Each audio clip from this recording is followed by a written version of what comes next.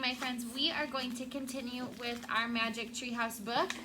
Dingoes at dinner time. Dingoes at dinner time. We are on chapter 3, Bigfoot.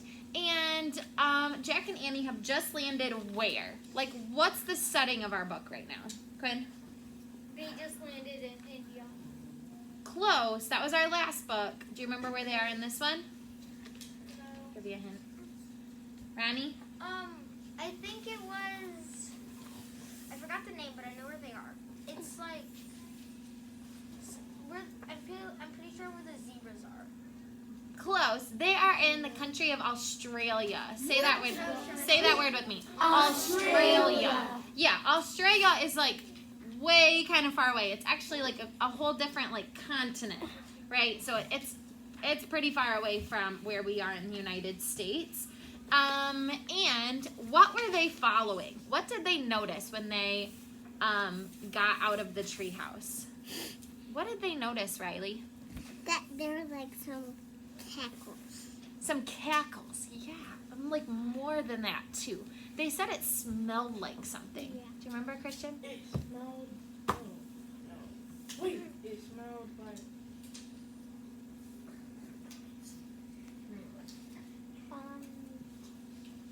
It smelled like. What else cackles? Like we talked about cackle, kind of.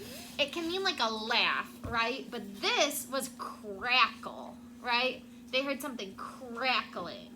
What crackles? DJ? Hyenas. Hyenas cackle. Yeah, but they heard something crackling. What is crackling? And they said it smelled like something. It was smoke. They thought it was like campers or something. Yes, good. Yeah, they thought that it smelled like somebody was having like a bonfire. I like it. Right? Yeah. Okay, so now we are on chapter 3, Bigfoot. The loud cry rang through the dry air. Teddy barked. Jack and Annie turned around in the clearing. It was hard to tell where the sound was coming from. They heard the terrible cackle again. So we have cackle and crackle. We have the fire, right? The bonfire that they think that they hear crackling. And we have cackling, which we know doesn't mean fire. It means like a what? Laugh. Yeah, like a laugh. They heard the terrible cackle again. There, said Annie. She pointed at a bird in a gum tree. The bird had brown feathers and a large head with a long beak. It stared down at Jack and Annie. Then it let out another cackle. Weird, said Jack. He found the bird in his book and read, the kookaburra, say kookaburra, is the best known bird of Australia. There's even a popular song about it. The kookaburra is also called the laughing donkey. This is because the strange sound it makes reminds people of a braying donkey. I know that sound, said Annie. She began singing. Kookaburra sits on the old gum tree. Merry, merry king of the bush is he, Jack wrote in his notebook. Kookaburra, a big kook. Annie stopped singing. Hey, she said. There's another weird thing. Where, said Jack. Annie pointed to a big bluish tan lump lying in a shallow dusty hole. Is it alive, said Jack.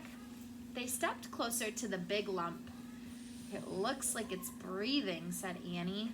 The lump was an animal lying on its back. Its paws were crossed over its chest. It had huge feet, large ears, and a face like a deer, and a very long tail. It also had a very fat stomach. Just then, a small head peered out of its stomach. Whoa, said Jack. Oh, wow, it's a kangaroo. A kangaroo with her baby in her pouch, said Annie. It's so cute. Adorable. Good. Oh,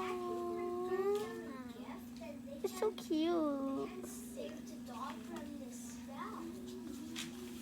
Mila, thanks for raising your hand.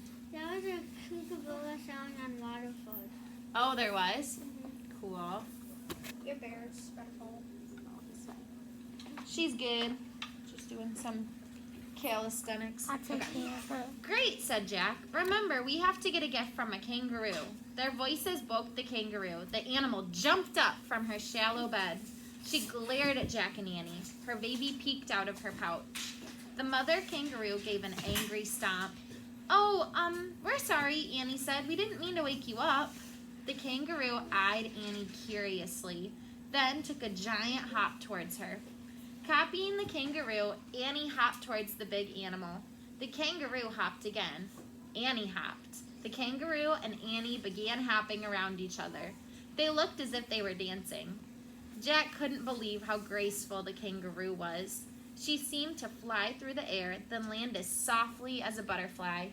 He looked up kangaroo in his book and read, "The kangaroo is the most famous of marsupials." Marsupials are animals that what? Carry a baby in their pouch. Yeah. The female carries her baby, known as a joey, in her pouch. Scientists call the kangaroo a macropod, which means Bigfoot.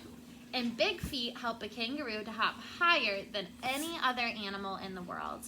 With a running leap, a kangaroo can jump over a school bus. Forget the hopping contest, Annie, Jack called. She can out-hop you by a mile. He pulled out his notebook and wrote,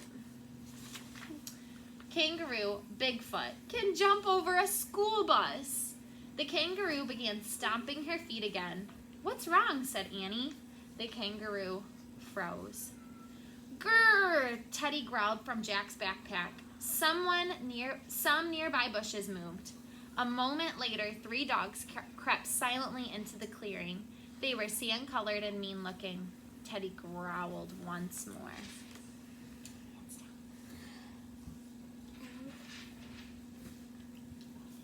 Those are hyenas. Chris, you can have a seat, my friend.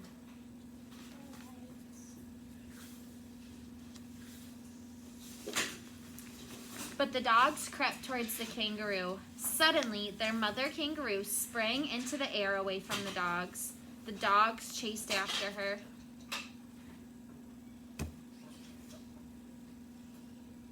"Stop!" cried Annie. "Stop! Leave her alone!" As the kangaroo jumped, she turned in midair and landed facing a different direction. She then zigzagged over rocks and bushes. Howling, the wild dogs raced after the kangaroo and her baby. Chapter 4. Joey. A joey is a what? Baby of a kangaroo. A baby kangaroo. "Oh no," cried Annie. "We have to save her." She took off after the dogs. "Arf, arf, arf!" Teddy barked over Jack's shoulder.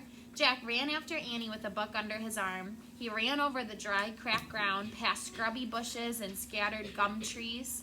Jack kept his eye on Annie, running ahead of him. He saw her stop suddenly. She turned and dropped to her knees. "What happened?" he shouted. "Come look," she said. Jack reached Annie. Beside her in the grass was the baby kangaroo. It was trembling. "Don't be scared," Annie was saying. Then she looked at Jack. "Where's his mom? Why did she drop him?" "I don't know," said Jack. He put his pack on the ground and opened the Australia book. Teddy jumped out of the pack. The little dog tried to sniff the baby kangaroo. "Don't scare him, Teddy," Annie said. Teddy sat back and watched politely.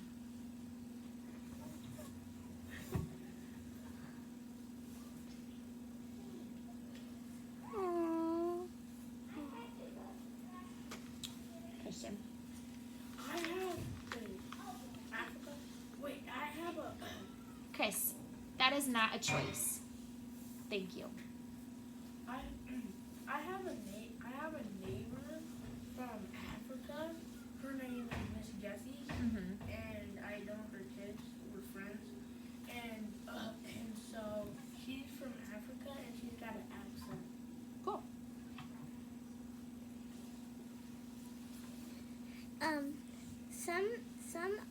Some like dogs.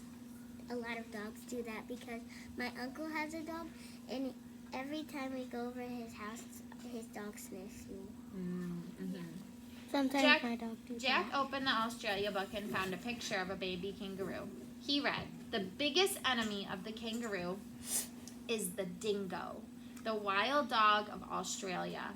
When a mother kangaroo is chased by dingoes, she may throw her Joey out of her pouch. Without the extra weight in her pouch, she can leap faster and farther. She then leads the dingoes away from her baby. If she escapes the dingoes, she returns to the Joey.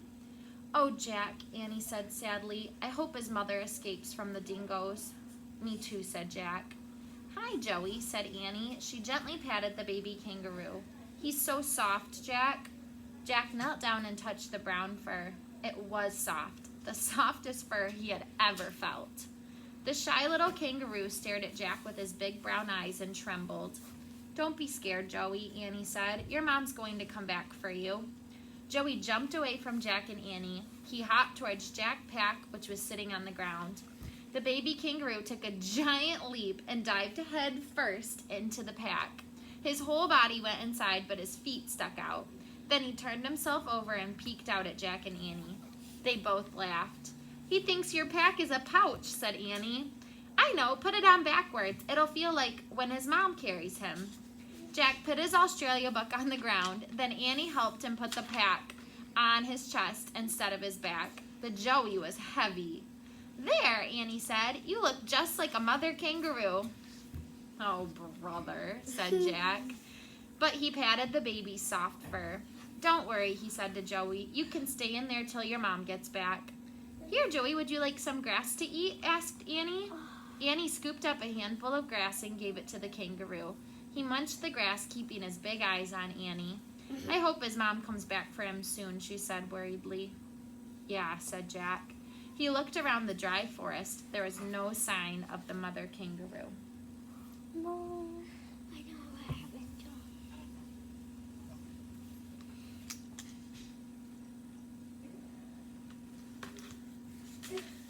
He's gonna be. But Jack saw something else. Look, he said to Annie. The wisp of the smoke in the sky had turned into a big black cloud.